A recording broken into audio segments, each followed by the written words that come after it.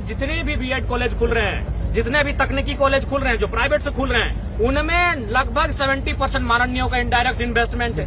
और आप कल्पना करेंगे कि हम शिक्षा को बेहतर दिशा देंगे।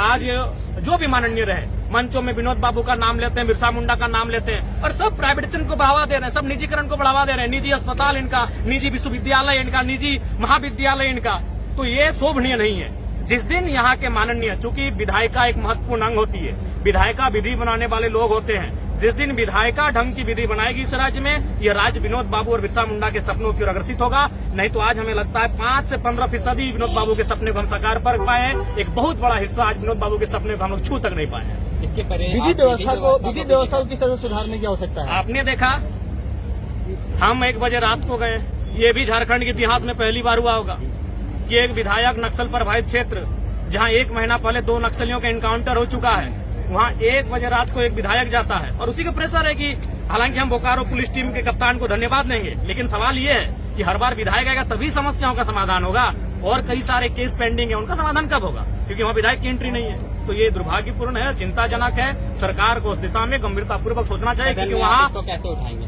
हम तो हर बार उठा रहे हैं। सदन में जनता की सुरक्षा हो, चाहे जो भी विषय है जो जनता के सरोकार से जुड़े हैं, उन विषयों को इस विधानसभा के सत्र में पूरी प्रखरता के साथ, मुखरता के साथ किसी विधायक ने उठाया है, तो बिना किसी विवाद के जरा मत होने। क्योंकि आप इस विश्वविद्यालय के छात्र भी हैं, तो सदन में यहाँ की जो प्रॉब्लम्स है वो बतौर एक छात्र रखेंगे या आपको जानकारी मैं दे दूं, मेरा जो सवाल था, विश्वविद्यालय में जो यहाँ कर्मचारी हैं आउटसोर्सिंग के माध्यम से जो कार्यरत हैं, उनका जब मेरा सवाल हुआ सदन में, तब उनका पेमेंट को बढ़ाया गया है। तो ऐसा नहीं है, विश्वविद्यालय की चिंता मुझे है, और मैं विश्वविद्यालय की चिंता एक विधायक के रूप में नहीं, वो लोग जो यहाँ काम कर रहे हैं, वो बच्चे जो यहाँ पढ़ रहे हैं, वो हमारे घर के हैं, हम उनके बीच से हैं, तो निसंदेह बिना किसी शर्त के हम उनकी चिंता करते हैं और उन विषयों को हम सदन तक लेकर जाते हैं। क्या लगता है आने वाले दिनों में हमारा ये जो विश्वविद्यालय है BBMKU, ये बड़े शहरों की तुलना में निसंदेह आज अगर आप आर्थिक दृष्टिकोण से देखा जाए तो धनबाद का कोई मुकाबला नहीं है। झारखंड की बात करें तो धनबाद, जमशेदपुर 2 ऐसे क्षेत्र है जो आर्थिक रूप से बहुत ही संपन्न है। तो निसंदेह अगर सकारात्मक दिशा में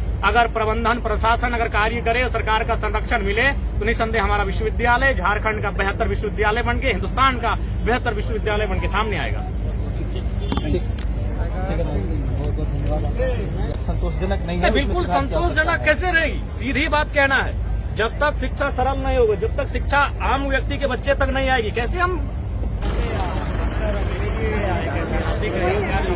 हमें लगता है झारखंड के इतिहास में भी ये पहला अवसर है जब एक करंट स्टूडेंट इस राज्य का विधायक बन के महामहिम राज्यपाल और माननीय मुख्यमंत्री के साथ विश्वविद्यालय के कार्यक्रम में मंच साझा कर रहा है। ये झारखंड की राजनीति नहीं, झारखंड के इतिहास का पहला अवसर है।